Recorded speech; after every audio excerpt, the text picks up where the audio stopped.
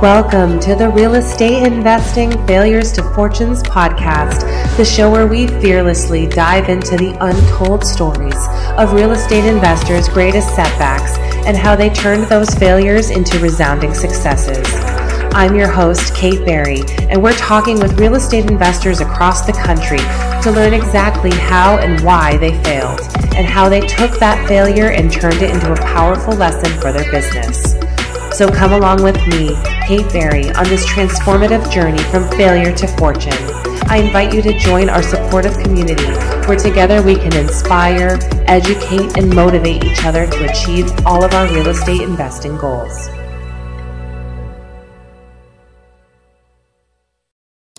Welcome to the Real Estate Investing Failures to Fortunes podcast. I'm your host, Kate Berry.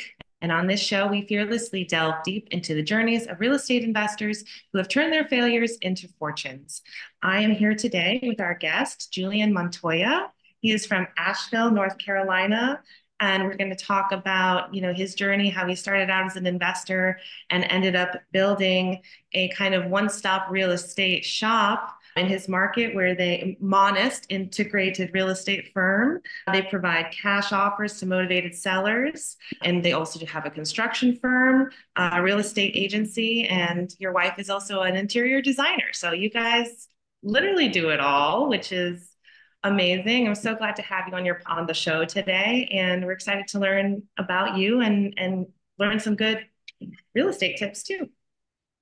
Yeah, thank you for having me, Kate. You're welcome. Let's just get right into it. Tell us a little bit about yourself and then your background and how you got started in real estate investing. Yeah, so I'm actually from Medellin, Colombia in South America. And I came to the United States when I was 10 years old. And at first I was actually doing BMX. So I was racing bicycles Oh on a my God. track. Wow. And yeah, I was sponsored for the first couple of years, but when you come by yourself, it becomes ridiculously expensive to keep competing, without rich parents and things like that. So I had to go back to school to continue, my elementary school, middle school, and high school, and so on. And throughout that time, I was always wanted to kind of compete at the professional level. So I tried soccer and I did very well, but it was also too expensive at that time because I was kind of here by myself.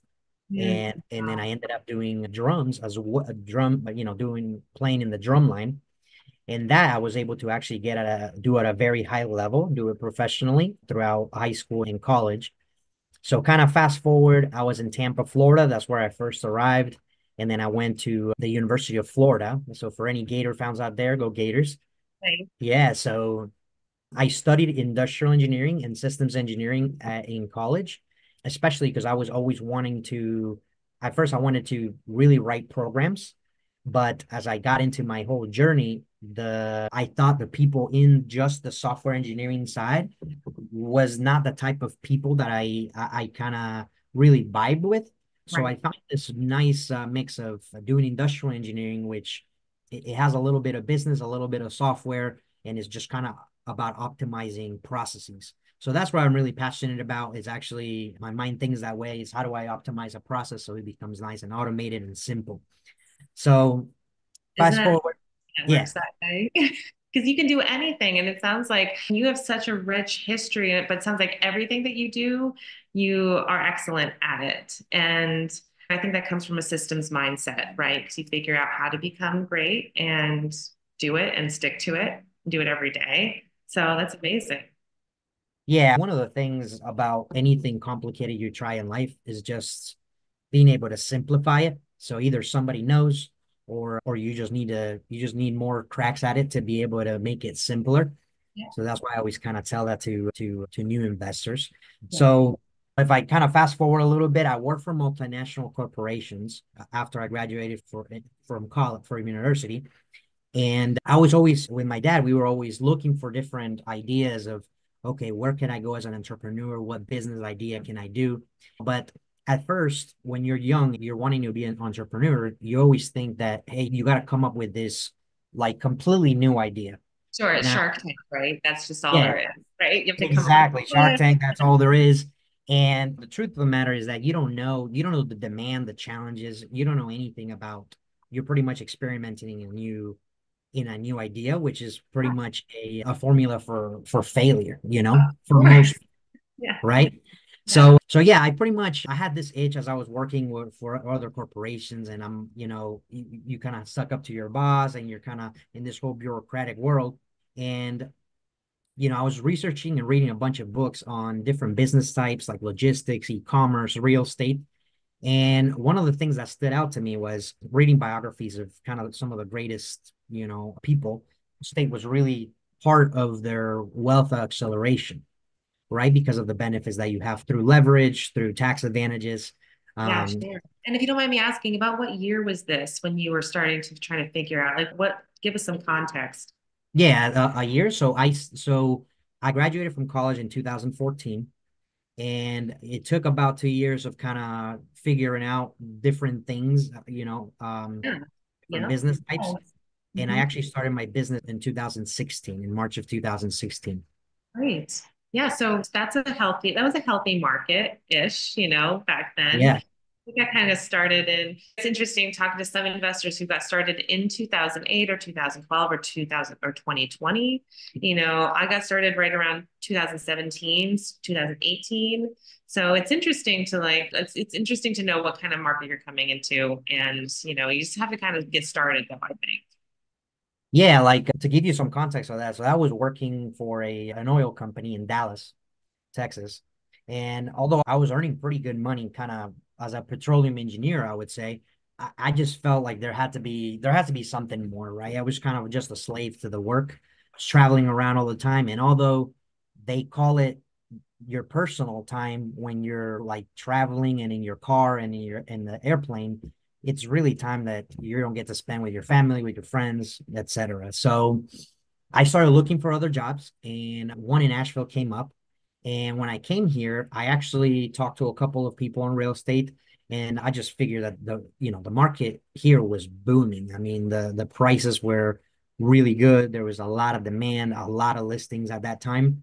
So I heard a radio ad for a program called Fortune Builders, Yep. and I had heard a lot of different programs, but for Fortune Builders, I went to their events, and since I'm a systems type person, I started seeing that the systems that they had were actually something that could be of value to me that I could actually use, not something where I would start out and be lost or too overwhelmed, Yeah. right? Yeah. Um, Yeah.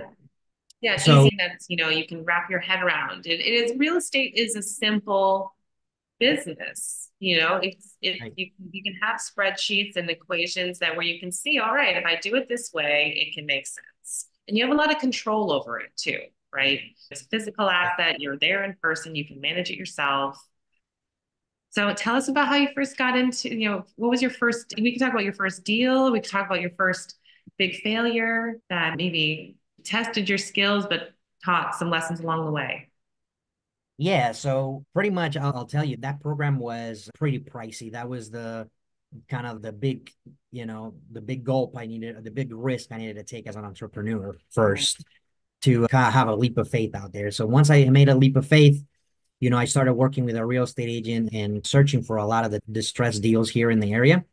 And 10 months later, I analyzed a deal that in my gut I felt was right. And a Right. lot of people ask me, hey, how does that feel? That is a feeling of when you feel you purchase the property with enough cushion to accommodate for any mistakes that you could make, right? Yeah, Because you're you going feel to make safe. mistakes. You have to know your risk aversion. You have to know how risk averse you are in real estate. And I think you're exactly right, especially for your first deal or first couple of deals. You want to make sure you're feeling good and secure about it. And you took 10 months to find a deal. You're analyzing deals that whole time. Yeah, I was looking at wholesaler deals, going through the different MLS properties, walking through them, practicing the estimating repairs. Yeah. And something I would say, you make your money really when you buy the property. And a lot Yes. of the time, beginning investors, and even when I was starting, you overestimate that, or you actually underestimate that budget and Mhm. overestimate your sales price. Yes. So it's always good to kind of keep that in mind, give yourself some buffer. So how did that first deal go? The one that felt right in your heart, your gut. Was there a certain metric that it was hitting, or what was it about it that made you feel that way, do you think?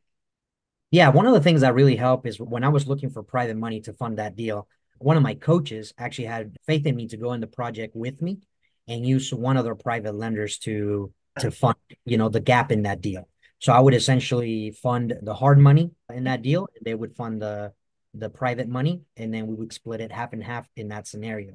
But what I learned from her is that as I started going through it, she gave me really good tips on how to optimize the value of the house that I hadn't seen previously. And also to, if I had questions about any of the contractors or anything, or any of the labor or material prices, she could calibrate that for me to make sure that I was actually paying for the right amount of work. That's great. So that really helped out in my first deal. And we actually ended up being pretty profitable in that deal. Now, in the next, let's say I did another deal after that, and then the next deal, I didn't have any, let's say, any coaches or any experienced investors with me. Sure. So this is where the failure and the big learning opportunity comes about is I purchased a property for about 70,000, Mhm. and this property could be subdivided into another lot. So in my mind, it was great because, essentially you either buy a property for 70 and the lot is essentially free, or you divide it into two. So you bought a property for 35,000, which in this market is like absolutely unheard of now. Right. And as I was going through purchasing the property, I got into another lender, it was another investor that Mm. was going in with me to fund part of the deal. Yeah. And may I ask how you got connected with the investor? I mean, were you with a group or you got these coaches? Were you part of a team at that point? Yeah, so I connected with another investor. He was also in the Fortune Builder program in South Carolina. So he contacted me to work together. We had a relationship, and we closed on that deal together. I love, So and it just, just a quick highlight, it's just talking about the relationship building with real estate. It's such an integral part to finding deals, getting connected with deals, and finding people that know how to do deals too. So I love that you followed that part of the story. yeah, that's for sure very critical. You don't know like how much somebody can help you. Right. Um, but in this specific scenario, I started going through the process, and he was a beginner investor, but he had quite a bit of money. Mhm. And he started not trusting, I guess one of the contractors that I had didn't talk to him right or something like that. Yeah. And he started having kind of second thoughts throughout the process, right? So at the end of that, it got kind of hostile between him and the contractor and everything. And I had worked with this contractor a pretty good amount of time, so we had a really good relationship. And I knew Did you that, have a relationship with the contractor and, yeah, especially the contractor was on the right track and was helping out. So he decided that no, to kind of pretty much end the partnership in that deal, and I would kind of either buy him out, or we try to figure out how to split it with attorneys and stuff like that. And I'm like, that doesn't, yeah. we're under contract on this and it But we had was already closed. oh, you'd already closed. Oh gosh. Okay. You'd already Yeah, we closed. had already closed. And they were We had working already with the closed. guys. All right. So now investors, maybe other your partner getting a little bit cold feet or is realizing maybe it's a lot more energy and work and not a passive experience. Especially, yeah, you are working with a lot of different people, a lot of different personalities, dynamics, people who have different specialities, you've got to figure out how to work together. And once one starts fighting with the other, yeah, you sounds like you were put right in the middle. Yeah, exactly. I mean, some people say they're going to be, when you partner with somebody in that way, they have some decision, some say in what goes on, and that becomes very difficult because you can't move as fast. You have different opinions and things like that. So yeah, as we went through it, I pretty much thought that it wasn't worth the effort to kind of go to court and all that stuff because I thought it was still a good opportunity. So I bought him out with another lender, Mhm. and so closed again and purchased them out, and that relationship ended right there. Yeah, And I'm sorry that so happened.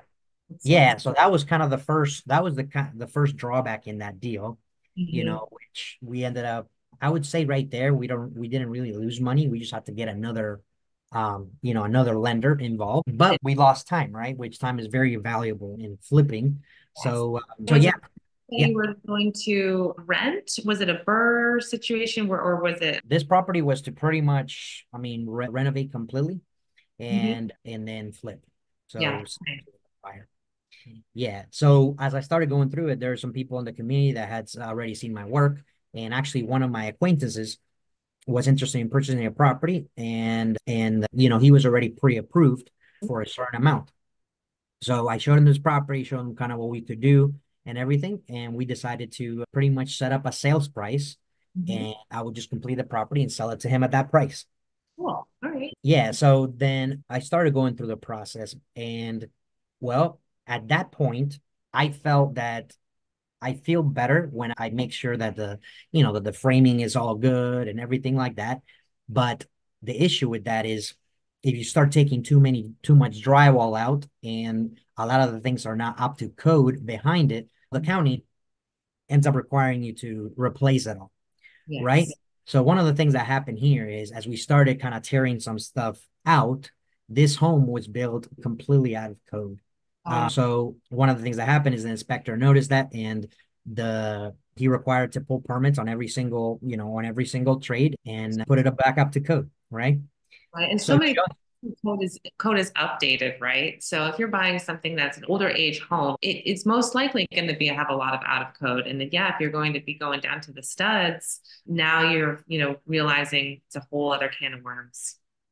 Yeah, that's one of the biggest can of worms in distressed properties is opening up the walls, because a lot of the times if it's working and it's properly done at that time, you can call it a pre-existing condition and you don't have to change it. So that's something you learn kind of through the process to renovate at a good budget.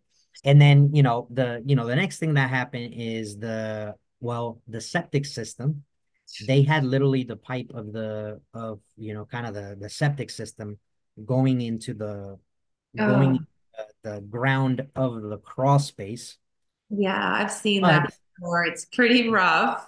it's pretty rough. Yeah. So that pipe was going into the crawl space, and it was connected very, very badly.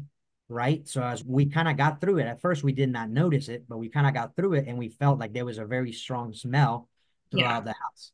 Well, little did we know, one day we showed up and the whole crawl space is just completely filled with sewage. Yes. Oh my You gosh, know, that's and then really. that ends up, then we found other things as, in the foundation itself, it wasn't adequate. So this house was built very badly. It was good at that time for housing that person, but it was like no permits, no nothing. You're hitting big ticket Yeah, items. big. Yeah, You big, know, big, it's big. not, and it's not something that you can sometimes just fix. Sometimes did it have to go into a full septic replacement? Yes, so we had to go into a full septic replacement and also repair the foundation in the house. Wow. So that's a lot. Yeah, that's a huge amount. So like let's say the budget was, let's say 80,000 to be able to make this house up to date. Well, with just those two things or even three things between septic foundation and framing and plumbing and all that stuff, Yeah. it doubles pretty quickly. It doubles pretty quickly. So then the price you had in mind for sale very quickly between the holding cost and the budget overrun, it starts, it's completely starts getting. Yeah. And how much time did you have on this contract with the end buyer? Were you extending at that point or, where was Um, that? no, there was not a specific time commitment. There was a time where, like in a year, like before the year ends, like 3 months before we close, we would get the pre-approval to make sure it's all good, and then Yeah. we will go ahead and close. Yeah. So that wasn't the big issue, but that flip in itself took the whole 12 months to Yeah. be able to get it. It took more capital, Yeah. and well, after that, I was kind of, obviously pretty frustrated and down about that situation, right? Because at some point you have to tell the buyer that, hey, all the finishes that you were thinking you were going to get, I mean, I can't really give that to you because be completely underwater, Yeah, right? it's really Uh, hard to have that conversation. It's a very hard hard. conversation to have. Yeah, very hard. So yeah, I mean, kind of fast forward, we sold the property to them. I mean, it ended up being a very beautiful property, that for I think we sold it for 285,000, but honestly, they sold it last year for like 400 and something, right? Oh my gosh. And at that point, hopefully, it would have been so great if we would have been able to close at a higher amount to obviously mitigate some of my risk. So I think I ended up losing during that whole thing, maybe like 40,000 or something like Sure. that. That Bucks. hurts. And that was, yeah, and that was very painful. Yeah, Um, it hurt. And were you married at the time? Your wife? Were I you guys was, together? I was not, no. So did you meet your wife afterwards and how did so tell us how did you recover from that or did something happen and why didn't you quit? I feel like so many people would go through something like that, lose that much time and money and the effort and the emotional losing the friend or the partner. What kept you going? So, I mean, one of the things that, I had just paid money into this education program, right? So I had to pay that off. So there was no option of just kind of backing out because Yeah, that debt off just in a regular full-time job would take a very long time. So I was determined to be an entrepreneur and at least get my head out of out to the other side, right? To have an opinion and make sure that I could say I could do it. right. So yeah, the emotional toll is You'd was invested time, money, energy already. So you saw that. I'm hearing that's what I'm hearing. You saw that as you're not going to walk away from your own personal investment in this journey. Yeah, that's correct. I mean, after a while, I mean, that was one of the most painful experience to be able to sell it at that price because I couldn't really sell it for more because, it was just things I had to do to the house, right? So I could not, it wouldn't value for even like over the 300,000, right? And it sounds like it was based on an appraisal as well, right? So you can't Exactly. beat an appraisal. The comps are what they are. Yeah, so for sure. So that I mean, I guess that loss, I had paid some of the education off and stuff from the first flips, but the that set me back, a bunch throughout this process. It took me a couple of years to recover from that, but throughout the process, I became a real estate agent. I also become a general contractor. I learned more about the ins and outs of houses.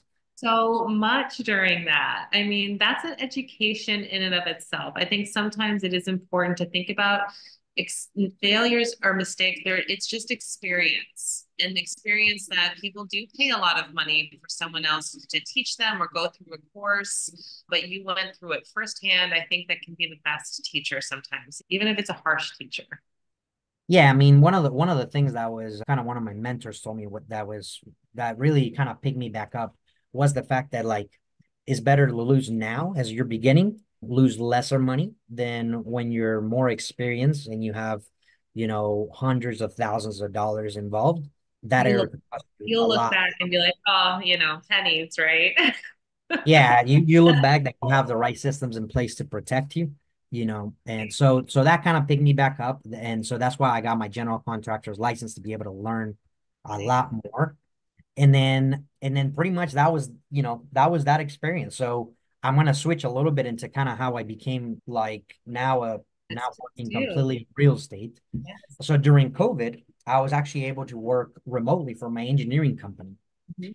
And during this time, the investing side was not well, right? Because of the hesitancy of people, to buy or sell, etc. So at this time, my contractors say, well, hey, we're not getting any investing, any flips or any other stuff. Mhm. And at this time, I switched into being a general contractor and starting quoting projects for people.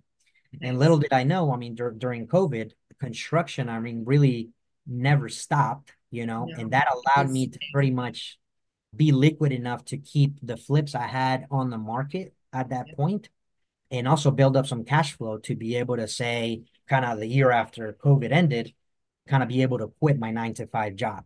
And nice. obviously, at my job, they became very also, they were on radar of why kind of my signal was going in and out at different places. I was working out of my truck with, I looked like a cop. I looked like a cop because I had You just the had to laptop do, stand. right? You did what you had to do. I I did what I had to mean, do. Yeah. So I bought a little hotspot. I had the computer stand and everything. And although it was, I would say, it was risky, it was dangerous, risky in the fact of actually being driving like that, but also risky with your job. I was doing as much as possible to be able to say, hey, I have enough so that I can get out. I mean, it So, sounds to me that yeah. you have a bigger picture mindset. It sounds to me that you've got a really big reason why you're doing this. Can you share more about your why and what's got you doing so much, putting it all on the line, putting it all out there? It's really inspiring.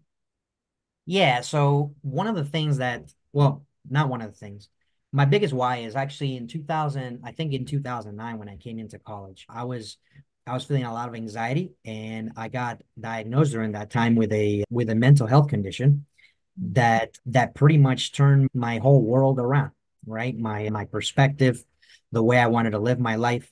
And, at that point, the one of the main things I was thinking about is, hey, I don't want to if I live my life, I want to live for something that matters and that I can have hopefully enough cash to have influence to be able to speak in front of, a lot of people. And in the future, hopefully build, a facility where people can have the right treatment. During that whole process of psychology and this and that, I felt that there was just a huge, it's not managed properly. There's a lot of people in need that are looking to talk to people to have somebody that really understands them, not just medicate them, but really understand them, right? So that has become a huge why to be able to grow enough. So not only I have enough, like let's say passive income to take care of myself when I need to, but also to be able to help other people, in that process. So that's why I did it. And that's why I haven't really quit throughout that time It because sounds of the like fact it that, motivates you. I mean, because you're really inspiring, Julian, and like now you've got this basically real estate, conglomerate business where you are offering all kinds of services, specifically in real estate. And what I really love about what you do is that you've made yourself very agile. You can adapt to a market change pretty quickly, especially if you were able to be in COVID, have your GC license and you could already be working. I see so many times in real estate, people kind of try to come in once the boom is already there. Like the real estate was at its height, and that was everyone got their real estate license. And then yeah. as quickly as it came, it changed, right? So you're able to move around. So tell us where are you at now? What are you focusing on? What inspires you and what are you looking at to do next? Yeah, so kind of piggyback off to of what you said is, one of the things I realized when I was trying to here in this market, when I was trying to wholesale, I wasn't finding like I was always very interested in the construction aspect of it. So I actually ended up flipping a lot of my deals because of the fact that over time I realized that the flipping or developing aspect of it, you know, when I was working a 9 to 5 job, I could wait until that paycheck, no problem, because I had a salary. Now the issue is when you're actually self-employed, now you're kind of you're spending through your reserves, which can be It's preparing for the future. It's dealing with learning, making mistakes as you go. yeah, Mistakes. 100%. But what I tell you though is that the other licenses has really helped to take on a flip, see it from a different aspect. The general contractor license allows me to save money along the way with my contractors and everything and on my budget, right? Because I even think the people that are paying for a general contractor right now doing flips in this market, I don't know they would really have a lot of profit to say because the general contractors are, It itself takes up are almost cost every part of it. Absolutely. yeah, are costing a bunch. So what I'm doing right now with my deals is, hey, if I find a deal off market, let's say I refer it to my agent, I get a referral fee from the real estate agent side. The real estate agent referrals kind of pay for my marketing to keep this thing going and also helps my agents motivated to keep bringing more deals to Yep. me. The general contractor license. So what I do is during my scope of work and in my with the lenders, I Mhm. include a general contractor's fee that is not as big as if you were to go to another general contractor, like 20, 30% or something like that. But I include some so that I have liquidity throughout the process to move the project Yep. faster and also to be able to, kind of pay for everything else. And then when you actually sell it, then that's when you get the bigger chunk that you use for kind of reinvest for other things. So yeah, Great. pretty much where I'm at, kind of coming back to your question, where I'm at in this moment is right now I created a kind of an integrated real estate firm because of the fact that The flip inventory here is a little bit, there's more scarcity. There's some people in my market that have gotten out, some very big players. So I am finding different ways where I could provide value to the community and still be profitable. So right now I'm focusing on, on the construction side, residential and commercial renovation. And then on the investment side, I'm focusing on, single family homes and lots to develop and see if I can provide maybe like a turnkey solution for people, develop spec homes. So I've liked the developing a lot more just because it's more clear cut than the flipping. But after some time, you kind of start getting the hang of the flipping to minimize those setbacks. So, well, I think that a lot of people right now, it's a very overwhelming thing to purchase your first home. And because there's a lot going on, there's a lot to know. The market is changing very rapidly. And so if you can work with someone that kind of is holding your hand, helping you through it, getting it done. It sounds like you kind of provide that whole experience. If you were, I want to wrap up our interview kind of asking firstly, if you were to talk to someone getting into the real estate market right now, what advice would you give them? And then kind of follow up with an ask to our community and everyone listening on collaborations, what you're looking for specifically, how can we follow up and help you continue this journey? Okay, perfect. So, I mean, something I would say to somebody that was just starting out is, make sure that deal feels right, like I talked about before. And make sure to also check your comparables through the software that you're using. Also check yourself with your realtor. Also, the lender will check you to make sure that, you're not out of line. And something I would say, for your deals, make sure don't use your own money because you want these checks in place. That's right. Your realtor, your lender. Something I say, it's really useful to have a home inspector that doesn't write you a whole report, but that you can count on, like maybe for 75, $100, go to the house with you and just check the major pitfalls that you could That's a great tip. And that great tip. Yeah, because there's a big difference between the building code that you need to follow and then also what the home buyer is going to expect. So the home inspector will really nail down that piece of, hey, this is probably going to come up on the home inspection. So sure. That allows you to build it into your budget so you're not out of pocket later. That's great advice. So don't do it all by yourself. Get a good team around you, network, collaborate, start working with others who have knowledge in these specific areas to help guide you. That is correct. Yep. That's great. That's great advice. Perfect. And then for the second question, the ask that I'm having right now, we're building a kind of a good marketing system.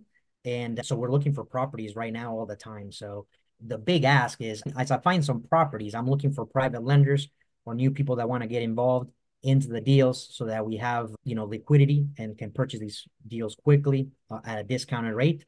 So we're offering a good rate right now. And we have a very reliable construction team to do the work. So, we've done it kind of many times over not only for clients, but for ourselves in investing. So if you want to talk more, I'm definitely here to help. That's perfect. And we will put it in the show notes, but if people want to reach you, what's the best way for them to find you? Yeah, so I'm available. I'll give you kind of my social media handles. On Instagram, it's at We Are Monist. And then on Facebook, we're at monist.usa. Nice. And then so you can send me a message on Facebook and then from there we can connect directly. Yeah, directly and then go from there. Great. Well, Julian, thank you so much for your time today. And thank you so much for sharing your experience and got some really good nuggets of knowledge there. And I really appreciate your time. Awesome, Kate. Thank you so much. You're welcome. So thank you for listening. This is the Failures to Fortunes podcast. I'm your host, Kate Berry, and check in next time. Thank you for joining us on another episode of Real Estate Investing Failures to Fortunes podcast. If you enjoyed today's stories and insights, don't forget to subscribe, rate, and leave a review. Your feedback means the world to us. Remember, your journey in real estate is a marathon, not a sprint. Embrace the failures, learn from them, and turn them into your stepping stones to success. I'm Kate Berry, and until next time, keep hustling, stay inspired, and keep turning those failures into fortunes. Happy investing.